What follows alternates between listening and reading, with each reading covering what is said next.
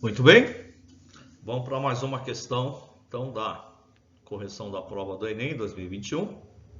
Uma questão agora sobre geometria plana. Vamos a ela. Então, questão 146 da prova amarela. Um instrumento de percussão conhecido como triângulo é composto por uma barra fina de aço, dobrada em um formato que se assemelha a um triângulo, né? Com uma abertura em uma haste conforme a figura 1. Então, esse é o famoso triângulo utilizado aí como instrumento musical, né? Uma empresa de brindes promocionais contrata uma fundição para a produção de miniaturas de instrumentos desse tipo. A fundição produz, inicialmente, peças com formato de um triângulo equilátero de altura H, conforme ilustra a figura 2. Então, a figura 2 tem aqui uma altura, de fato, né, com 8 centímetros. Após esse processo, cada peça é aquecida, deformando os cantos e cortada em um dos vértices, dando origem à miniatura.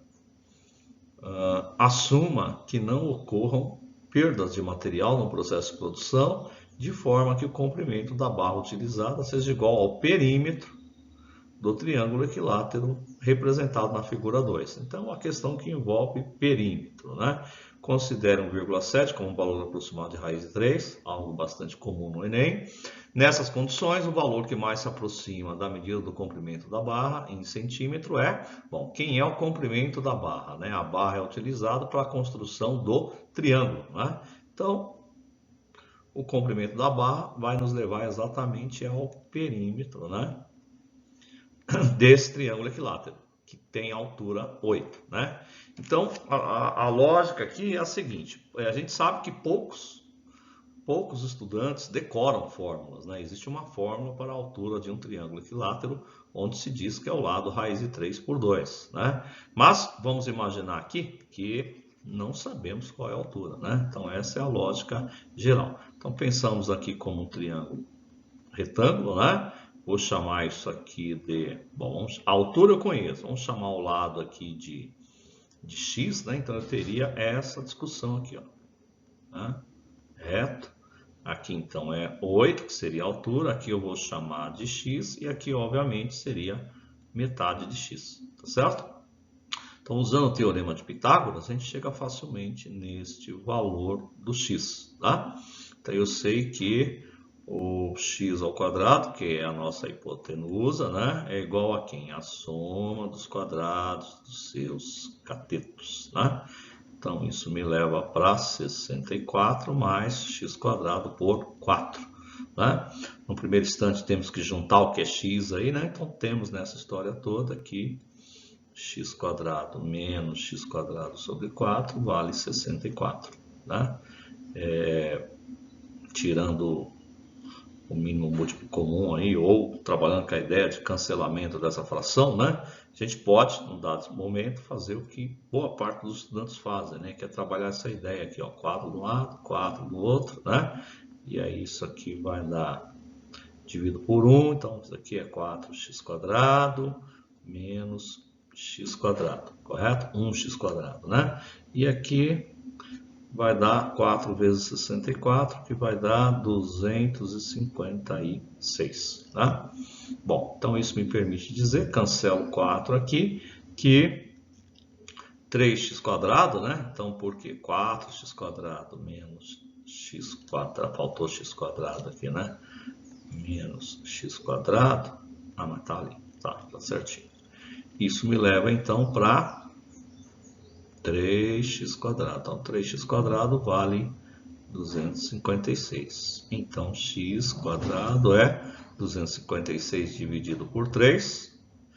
240 dividido por 3 dá 80. 16 por 3 não vai dar exato, né? Então, isso aqui vai ficar assim, olha, vai ficar 256. Detalhe, deixa eu ver se eu fiz certinho aqui. 64. Ok. Beleza, então isso aqui é 256 terços, né? Então, o nosso x nesse instante O correto seria dizer mais ou menos raiz quadrada, então aqui seria raiz quadrada de 256 terços, certo? Bom, vocês vão perceber que vai aparecer essa história de raiz de 3 aí que foi proposto aqui, tá? Então, no primeiro instante, estou encontrando o valor do x, achei o valor do x ali no formato de raiz. Ok, então eu posso perfeitamente nesse instante trabalhar com a ideia então da raiz 256, que eu já sei que dá um número exato, né? Mas para quem não sabe, né? Vamos calcular. Então pego 256, processo de fatoração, isso é 128, 64, 32, 16, né? 8, 4, né? 2 e 2, né? Lembrando que é raiz quadrada, então vou juntar o que é de 2 em 2 aí, né? Olha lá, deu exato. Então vai dar 2, que multiplica 2, que multiplica 2, que multiplica 2. Portanto, 2 vezes 2, 4, 4 vezes 2, 8, 8 vezes 2, 16. Então a raiz de 256, de fato, é 16, né? Então aqui, às vezes, turma, a gente até procura, né, antecipar, né? A ideia da prova do Enem não é que você fique se matando de cálculo aqui, né? Então, por exemplo, eu divido da 128 por 2 dá 64, e raiz de 64 eu já sei que é 8, né? E vai ser extraído 2 aqui, 8 vezes 2, 16, né? Então essa seria também uma outra saída interessante, tá? Mas podemos dizer então, voltando ali, que o nosso x então é raiz 256, que vale 16, né? Aqui continua a raiz de 3, que eu vou racionalizar, e aí chegamos em 16 vezes raiz de 3 por 3. Bom, isso que está aqui já me permite então dizer que o perímetro do meu triângulo, né, são 3 lados, né? Então é 3x, né? Implica dizer então que o perímetro vale o triplo de quem? De 16 sobre 3 raiz de 3 centímetros, né? Aqui a gente já consegue enxergar que dá para cancelar esse 3. Ó. Conclusão, o nosso perímetro corresponde a 16 vezes raiz de 3. Substituindo raiz de 3 por 1,7, a gente tem a resposta. Então, 16 vezes 1,7, 7 vezes 6, 42, bom, 4, 7 vezes 1, 4, 7 e 4, 11, né?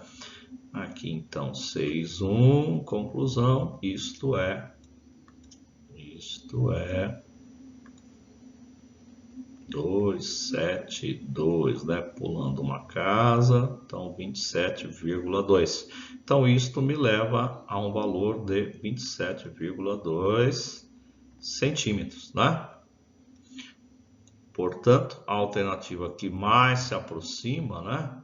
Então, é importante observar que eles colocam o valor que mais se aproxima, porque não deu exatamente o valor correto, né? Não deu exato, né? Aqui deu, inclusive aqui já é aproximado, né? Mas o que mais se aproxima aqui, então, só pode ser a alternativa D, né? 27,18 centímetros.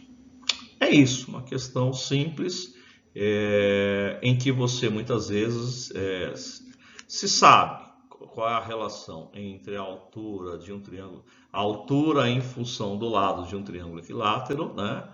Já anteciparia aí tanto cálculo, né? Então, se soubesse direto aí quanto que é o lado de um triângulo, a altura de um triângulo equilátero em função do seu lado, né? Isso já, de certa forma, adiantaria. Também é importante dizer, turma, que poderia também utilizar a trigonometria, né, para uma questão como essa aqui, né, que às vezes também não é pensado, né? Então, eu posso trabalhar com a ideia, então, de que a altura de um triângulo equilátero é o lado raiz de 3 por 2, né? E aí isso me permitiria dizer nesse instante que 8 seria L raiz de 3 por 2. Isso aqui, então, é equivalente a dizer que eu tenho 16 igual a L raiz de 3. Olha lá, automaticamente eu teria aqui o lado. Ó. O lado é, então, 16 dividido por raiz de 3. né? Que racionalizado, né? Me leva a 16 raiz de 3 por 3. Multiplicado por 3, chegamos lá no nosso valor aproximado. Então, esse seria um outro caminho onde eu conheço a altura, né, de um triângulo equilátero em função do lado. Bom, outra questão que eu acho que é importante é o seguinte: eu poderia aqui trabalhar a ideia, se eu não quero usar, apesar que o teorema de Pitágoras acaba sendo meio mais fácil aqui, né? Mas eu poderia, por exemplo, trabalhar aqui com vocês, ó, a ideia desse ângulo aqui, né? Como é um triângulo equilátero, eu já sei que esse ângulo aqui é de 60 graus. Aqui é 8, né? Quero achar esse x aqui, que é ao lado do meu triângulo equilátero. Aqui eu poderia utilizar, por exemplo, a razão coh, né? Que nos leva ao seno de 60. Né? O coh vale 8, o h é x, e o seno de 60, via tabelinha, 1, 2, 3, né? Muitos conhecem facilmente essa tabela, né? Então, o seno de 60 nos leva a raiz de 3 por 2, né? E aí me permite aqui multiplicar por x, aqui multiplicar por 2, daria então 16 igual a x raiz de 3, e aí percebam que a lógica é a mesma, lá 16 sobre raiz de 3, racionaliza e está tudo certo. Tá certo? Então, também outra forma, né, de resolver esse tipo de questão. Beleza? É isso. Até uma próxima. Tchau, obrigado.